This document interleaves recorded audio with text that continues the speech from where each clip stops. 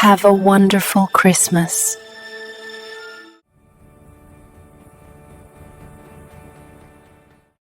I never thought the people who raised me would teach me that blood doesn't guarantee loyalty, but here I was, staring at my phone with a smile that didn't reach my eyes. My mother's voice still echoed in my head. "Honey, about Christmas this year. We've decided to do something different. It's just going to be us and your brother's family. You understand, right?" The words came out so casual, like she was telling me they'd switched coffee brands. No explanation. No apology. Just a polite dismissal wrapped in fake sweetness. I sat there in their living room, watching my dad avoid eye contact while my brother Trevor smirked into his wine glass. That's when something inside me went cold and clear. I stood up, grabbed my coat, and said the only thing that felt honest. "Have a wonderful Christmas." My mom looked confused. My dad finally glanced up. Trevor's smirk faded just a little. I walked to my car, got in, and drove home with my hands steady on the wheel and my mind racing faster than the highway lights blurring past my window. 2 days later, I woke up to 33 missed calls. But I'm getting ahead of myself. You need to understand what led to that moment, and why that smile on my face was the most dangerous thing my parents had ever seen. Because when you spend 6 years paying someone else's mortgage and they tell you you're not worth a seat at their table, something breaks. Or maybe something finally gets put back together. Hi viewers, kindly tell us where you're watching from and what time it is. Warm welcome to the family, enjoy the story. The drive home that night felt longer than it should have. Every mile gave me time to think. Time to remember. Time to add up 6 years of payments at $2,400 a month. That's $172,000. Not that I was counting. Except I was. I'd been counting for a while now, even though I tried not to. You don't keep score with family, right? That's what they always told me. Family helps family. Family doesn't ask for receipts or gratitude or basic human decency, apparently. When I pulled into my driveway, I didn't cry. I didn't scream. I didn't call my best friend to vent. I just sat there in the dark, engine ticking as it cooled, and felt something shift in my chest. It wasn't anger yet. It was clarity. The kind that comes when you finally stop lying to yourself about who people really are. I went inside, made coffee even though it was almost midnight, and opened my laptop. My hands didn't shake. My breath came easy. For the first time in 6 years, I felt like I could see clearly. And what I saw was a choice. Keep being the family ATM, keep showing up to holidays where I was tolerated but not wanted, keep pretending that love and obligation were the same thing. Or I could do something that terrified and thrilled me in equal measure. By 3 in the morning, I'd made my decision. It started 6 years ago on a Tuesday. I remember because Tuesdays were when I usually did my grocery shopping, but instead I was sitting in a lawyer's office listening to my parents sob. They were losing the house. The house I grew up in. The house where my childhood bedroom still had glow-in-the-dark stars on the ceiling and my height marks on the door frame. Dad had made some bad investments. Mom's medical bills from her hip surgery piled up. They were 3 months behind on the mortgage and the bank was starting foreclosure proceedings. I was 28 then. I had a decent job as a procurement specialist for a logistics company. Not rich, but comfortable. I'd been saving for a down payment on my own place. Had about $40,000 in the bank and a plan. Trevor was 32, married to his college sweetheart Regina, and working as some kind of consultant that I never fully understood but that apparently paid well enough for them to take vacations to Cancun twice a year. When I asked why they weren't helping, my dad got quiet. My mom said Trevor had his own family to think about now, his own expenses. "You're still single," she said, like that made my money less valuable. Like my life was just a waiting room until I got married and had kids. You have flexibility he doesn't have. I should have seen it then. That distinction. That difference in how they saw us. But I didn't. I saw my parents desperate and scared. I saw the house that held every memory of my childhood slipping away. So I said yes. I'd take over the mortgage payments. All of it. They could stay in their home. They cried with relief. They hugged me. Dad called me his angel. Mom said she didn't know what they'd do without me. Trevor sent a text that just said, "Thanks sis," with a thumbs up emoji. The paperwork was messy. The mortgage was in their names. I just set up automatic payments from my account to theirs, and they'd pay the bank. Simple. Trusting. Stupid. For the first year, they were grateful. Mom called every week. Dad invited me over for dinner every Sunday. They bragged to their friends about their generous daughter. I felt good. I felt needed. I felt like I mattered. But gratitude has an expiration date in my family. Year 2, the Sunday dinners became every other week. Then once a month. Then we'll let you know. Mom's weekly calls turned into texts. Short ones. Usually asking for something. Can you pick up Dad's prescription? Do you have time to help us figure out the new TV remote? Trevor and Regina are coming over Saturday. Can you make your potato salad? I started noticing things. Little things that added up. My birthday came and went with a Facebook post from Mom at 11 p.m. Happy birthday, sweetie. With a generic cake emoji. No card. No call. No dinner. When I mentioned it the next time I saw them, Mom looked genuinely confused. Oh honey, we've just been so busy. You know how it is. Trevor's birthday 2 months later got a surprise party with 40 people. I told myself it didn't matter. I told myself I was being petty. But then Christmas came and I got a $20 gift card to Target while Trevor and Regina got keys to Dad's restored Mustang. You two need a reliable second car with the baby coming, Dad said, beaming. I didn't even know Regina was pregnant. Nobody had told me. Year 3 brought more distance. More forgotten plans. More last-minute cancellations when something better came up. I'd drive an hour to their house for lunch and get a text 10 minutes before I arrived. So sorry, Trevor stopped by and we're helping him move some furniture. Rain check. There was never a rain check. Year 4, I started feeling like a ghost. Present but unseen. I'd show up to family gatherings and conversations would stop. Inside jokes I wasn't part of. Plans being made that didn't include me.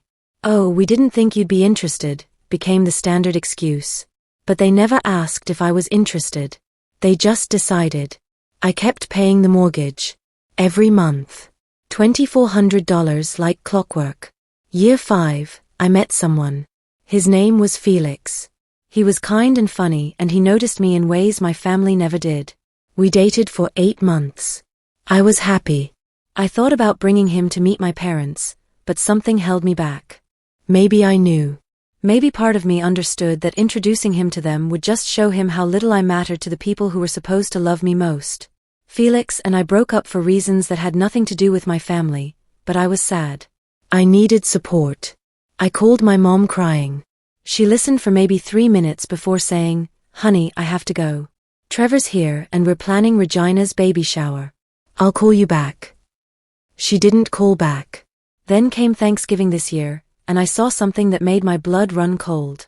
I almost didn't go to Thanksgiving. I'd been feeling it for months, that pull to just stop trying. But Mom had specifically texted me. Please come.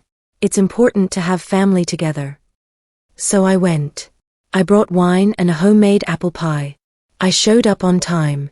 Trevor and Regina were already there with their 2 kids, Mason and Clara. The house smelled like turkey and Mom's famous stuffing. It should have felt like home. Instead, it felt like I was intruding on someone else's family gathering. Dinner was fine. Polite. I sat at the end of the table while everyone else clustered at the other end. I asked questions that got short answers. I told a funny story from work that nobody really listened to. Mason spilled his juice and I got up to help clean it, but Regina waved me off. I've got it. You just relax. After dinner, we moved to the living room. That's when I heard it. Trevor was showing Dad something on his phone. Brochures. Lots of them. We're thinking the Alps for Christmas, Trevor said, excited. There's this amazing resort. Skiing, spa, the whole thing. 2 weeks. My stomach dropped. I asked. Everyone went quiet. That horrible quiet where you know you've said something you weren't supposed to hear. Mom recovered first, her smile too bright. Oh well, Trevor suggested a family trip. Something different this year.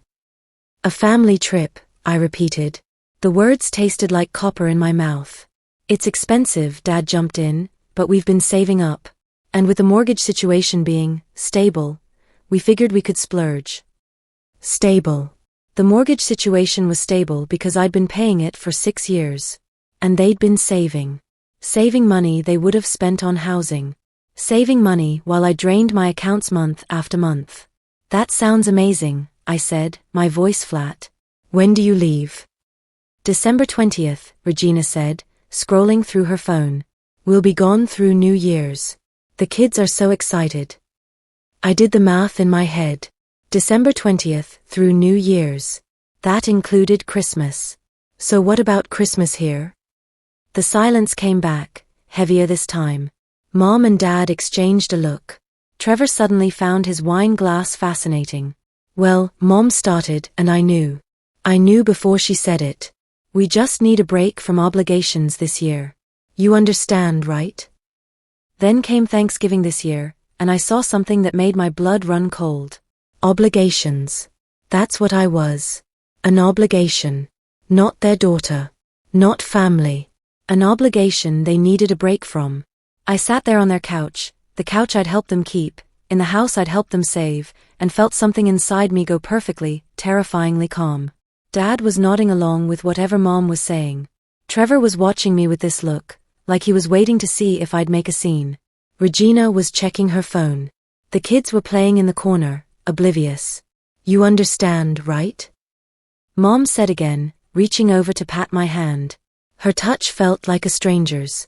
Of course, I heard myself say. My voice sounded normal. Calm. You should absolutely do what's best for you. Relief flooded her face. Oh, I'm so glad you get it. You've always been so understanding. So easy. Easy. I'd been easy. Easy to dismiss. Easy to forget. Easy to use. I stayed for another hour because leaving immediately would have been dramatic, and I'd spent my whole life trying not to be dramatic. Trying not to be a burden. Trying not to ask for too much. I helped clear the dishes. I laughed at Trevor's jokes. I hugged everyone goodbye. Mom said, "We'll see you soon, honey." I said, "Sure." The drive home was when it all crystallized. Every missed birthday. Every cancelled plan. Every time I came last. Every time I told myself it was fine, they were just busy, I was being sensitive. 60 miles of highway and 6 years of denial caught up with me all at once. I didn't sleep that night. I lay in bed staring at the ceiling, running numbers. $172,000. That was college tuition. That was a house down payment. That was early retirement money. That was half a dozen different lives I could have lived instead of funding theirs. At 4 a.m, I got up. Made coffee. Opened my laptop. Started researching. By sunrise, I knew 3 things. 1, I had no legal claim to their house despite paying for it. 2, I could stop the payments any time I wanted. 3, my parents had no idea what was coming. I opened my banking app. Found the automatic payment to my parents' account. My finger hovered over the cancel button for maybe 10 seconds. Then I pressed it. It felt like jumping off a cliff. It felt like growing wings. I sent one text to the family group chat. Hope everyone has a wonderful holiday season. I've decided to focus on myself for a while. Take care. Then I turned off my notifications and went to make breakfast. By Monday morning, my phone was exploding, but I didn't know it yet because I'd silenced everything. I went to work. Had meetings. Ate lunch. Came home. It wasn't until I sat down with dinner that I looked at my phone and saw the carnage. 33 missed calls. 17 voicemails. 42 text messages. I didn't expect the fallout to come so quickly. The first voicemail was Mom, confused. "Honey, the bank called. They said our payment didn't go through. Can you check on that? Must be a technical issue." Her voice was light, unconcerned. She had no idea what was coming. The second voicemail, 3 hours later, was Dad.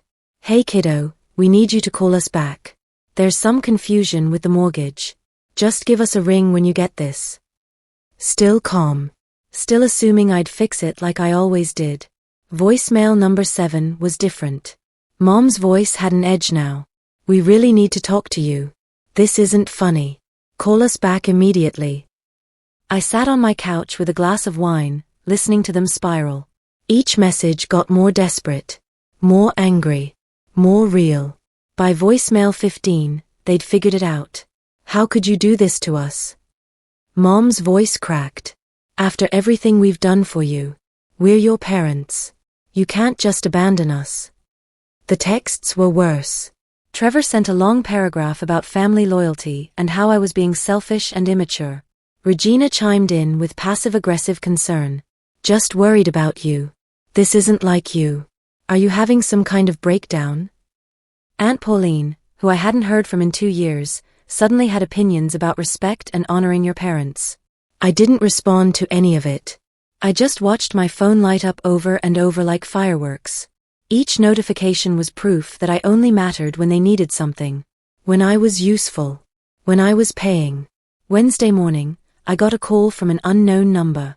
I almost didn't answer, but curiosity won. It was the bank. They wanted to verify that I'd authorized the cancellation of the recurring payment. Yes, I said. That's correct. The woman on the other end paused. And you're aware this will impact the account holder's mortgage status? I'm aware, I said. Thank you for confirming. I hung up and felt powerful for the first time in years. That afternoon, I did what I should have done 6 years ago. I called a lawyer. Her name was Rochelle and she specialized in family financial disputes. I laid out everything. The payments. The lack of documentation.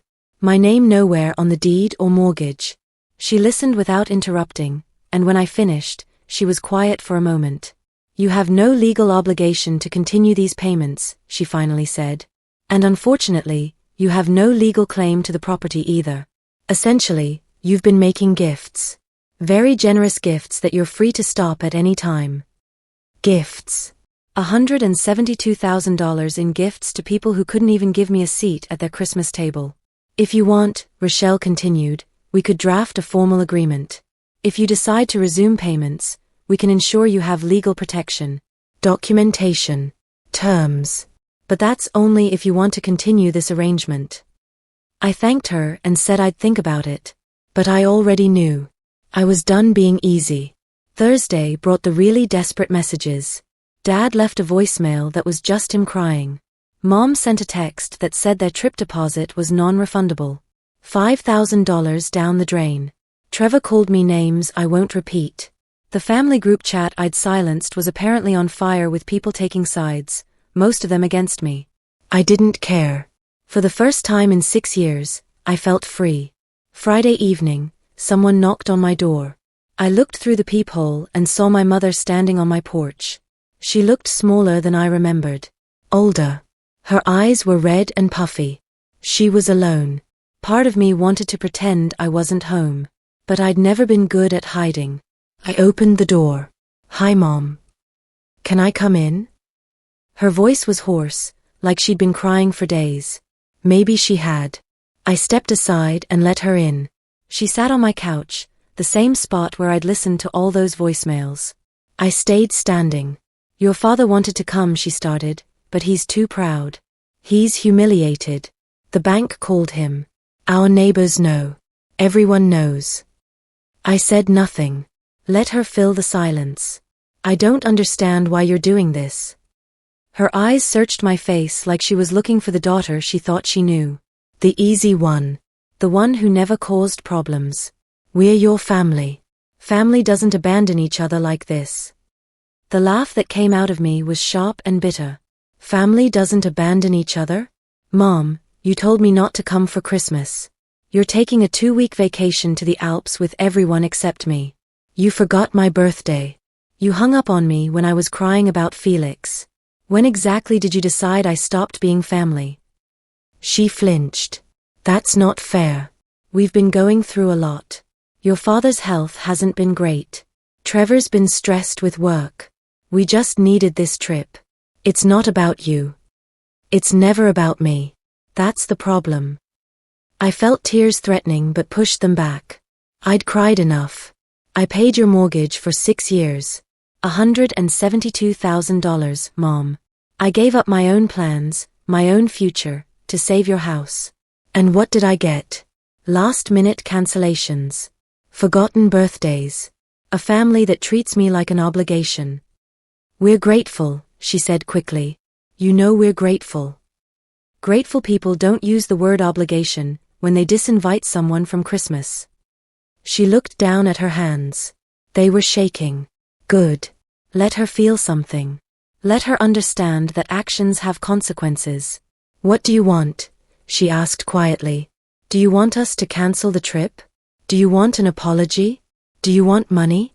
Just tell me what will fix this. I sat down across from her then, looked her right in the eyes. I want you to understand that I'm not an ATM. I'm not backup.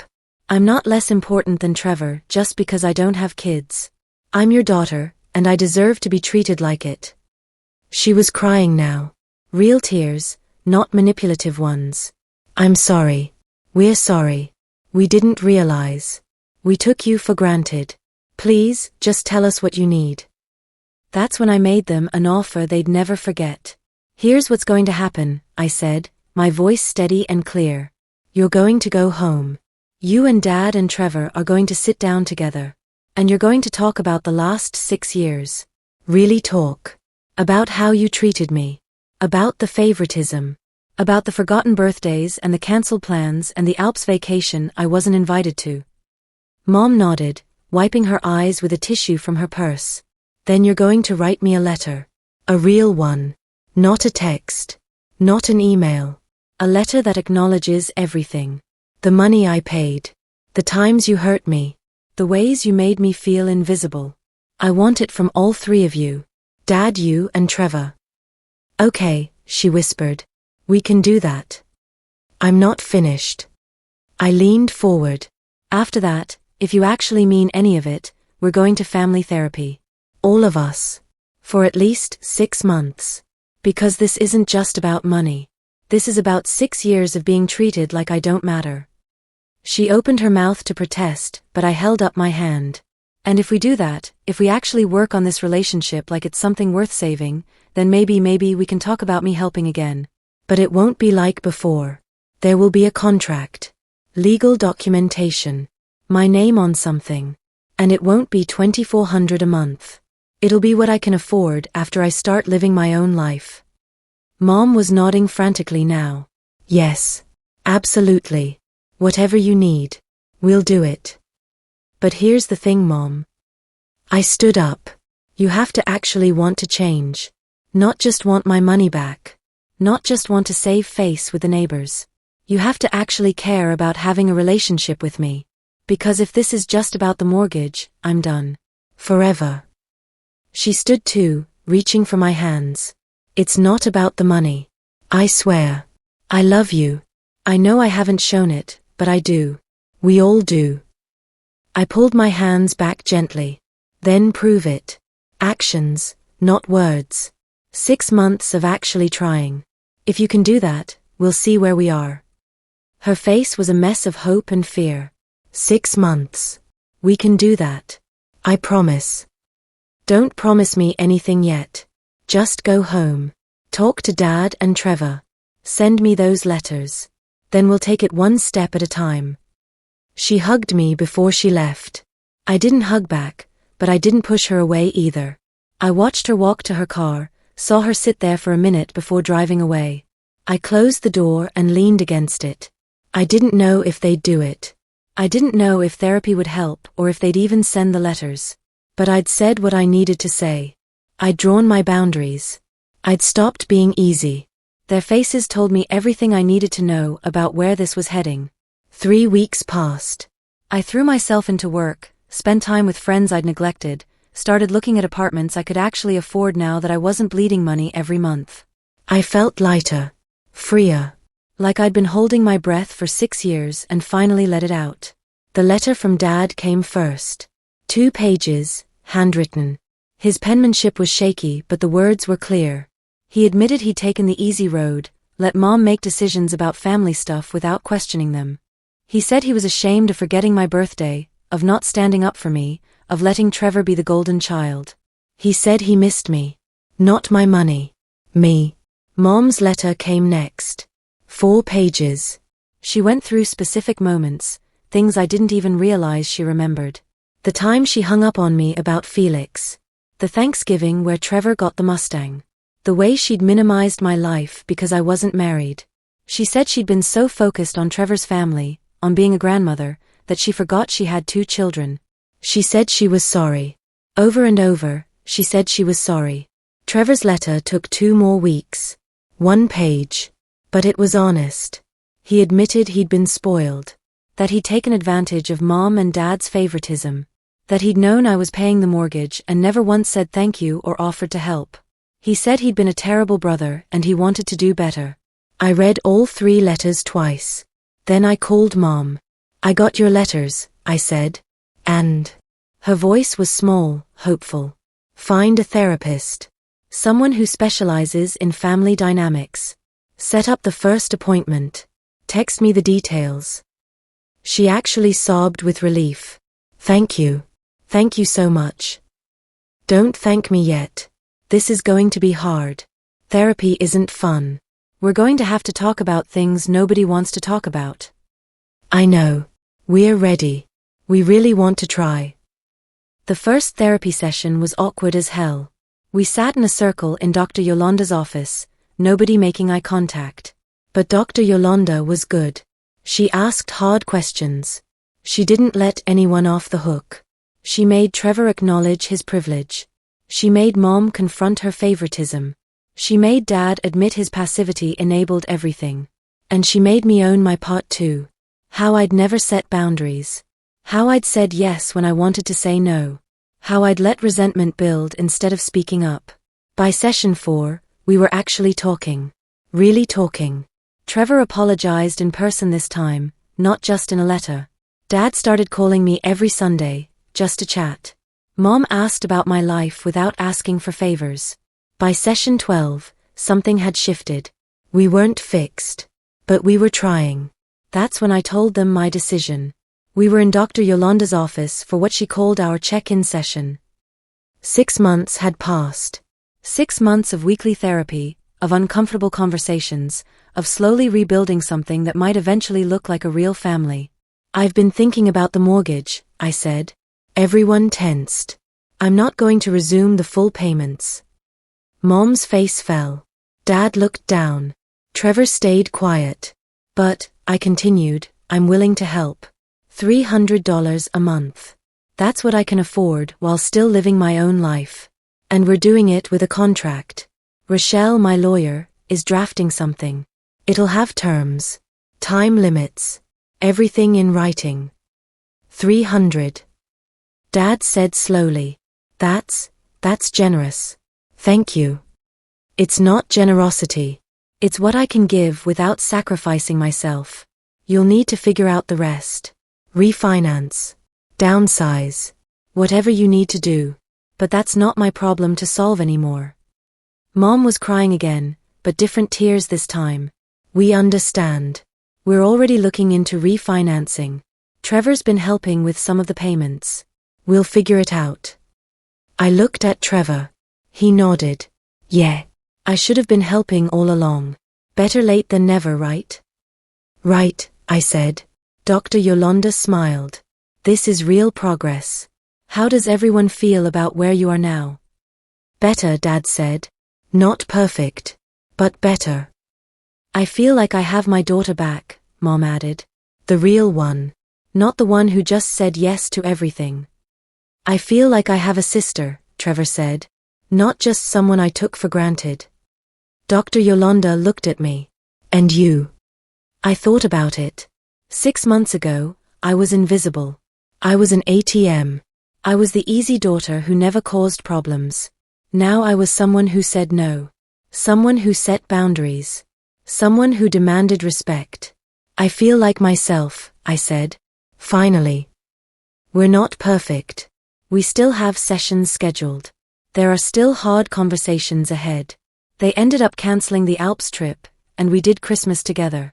It was small, just us, and it was the first time in years I actually felt wanted there. I moved into a new apartment last month. 1 bedroom with big windows and a balcony. It's mine. Paid for with money I'm not sending to someone else. Trevor helped me move. Dad brought pizza. Mom hung my curtains. I learned something through all of this. Love without respect is just obligation. And you can't help people who won't help themselves. Sometimes the greatest gift you give yourself is permission to stop giving to those who only take. My parents are figuring out their own finances now. They're selling Dad's old Mustang. They're cutting expenses. They're being adults about their own problems instead of expecting me to solve everything. And me? I'm saving again. Not for their house. For my own future. Maybe another degree. Maybe travel. Maybe just a cushion so I never feel trapped again. The mortgage payment I cancelled turned into my freedom. And freedom, it turns out, is worth more than any house. If you've made it this far in my story, thank you for listening. If you've ever felt invisible in your own family, if you've ever given until you had nothing left, if you've ever wondered if it's okay to choose yourself, let me tell you something. It's not just okay. It's necessary.